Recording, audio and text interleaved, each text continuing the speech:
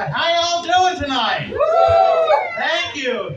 I'm glad to be in a place surrounded by Pennsylvania skill games. Yeah, that's almost like putting a piece of lettuce on your taco and calling it a salad. That's an inside joke for all you out there. Thank you very much. Yeah, this weekend I discovered the most depressing place on earth. You know what that is, right? That's the little trash can next to the scratch-off machine.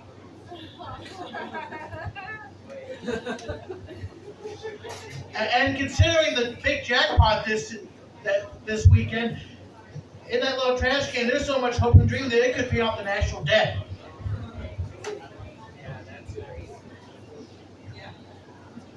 Let's see what. Okay, I got some quick jokes for you. I went to a Mexican restaurant recently, and boy, did they have some long menus, right? There's some. Those menus are so long. A couple of them made Oprah's book club. Okay, here's a quick joke for you. What do you call an orgy of 15 in a small room? A fire code violation. Let's see. Oh yeah, I'm going to do something interesting next Saturday. I am going to an open mic in which it is considered stripper style. Now, let me explain what that's going to happen. What's going to happen is they're going to encourage the audience to support by taking dollar bills and putting them in the belts of the comedians. I gotta say this, I have a good chance. I'm going to wear something tight. But let me tell you this, dude. No self-respecting woman would ever do that. You know what that means, right?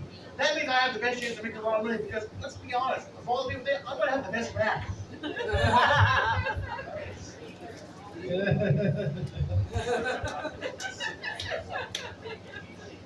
Okay, let me see. Actually, the last time I performed here, I went to Austin, Texas for a little trip.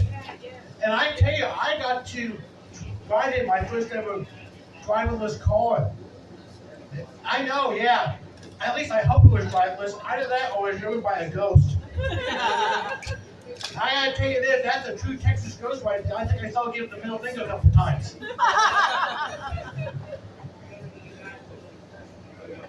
Isn't it great when you make other comedians laugh? Because they're the hardest people to make laugh. But I will say, I was also riding a little one of the scooters around, and right there on the street there was a completely naked person. And I felt bad for him until I saw when he had to have the largest member I've ever seen in my entire life. I'm going to tell you this right now. The only time you ever get to see something that large, you need to have a credit card to do it. I got to tell you, I was worried because I wanted to put some underwear on him. Because let me tell you this, that thing was so large. If it starts swinging around, it can create some hazards, okay? Just one little thing, they're going to knock down large pets and small children. Let's see. This one I haven't tried in a while. Let's see if we can make this one work.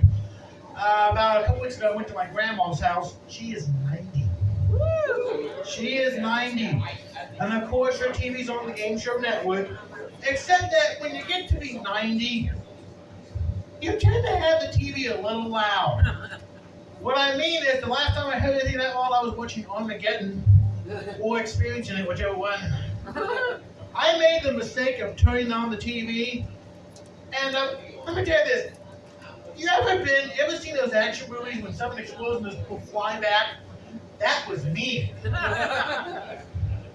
And I'm glad I flew back into the kitchen because if my back was turned in a different way, there'd be a brand new entrance to the living room to the porch.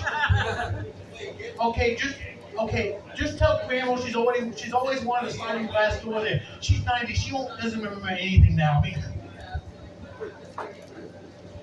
let's see what else we got here. Okay. Yeah. Okay.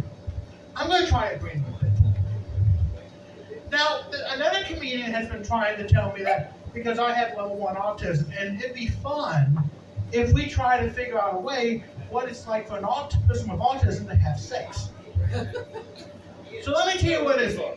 Because let me tell you, ladies, if you ever want to have sex, don't have sex with an autistic person. Because let me tell you this, they will make sure what your intent is before they even try it. We may even bring out paperwork, okay? Now it says here on page 8, you said you wanted to do that. Now if that was a mistake, don't worry. What you do is you just cross it out and then put your initials next to it. That'd be great, okay? But there's one thing you gotta be careful about when you do, is that when you have sex with an autistic person, you gotta give really specific instructions. Don't try to be vague at all. Like, never ever say to an autistic person, make me scream. And as an autistic person, I would lean and go, you have student loan debt.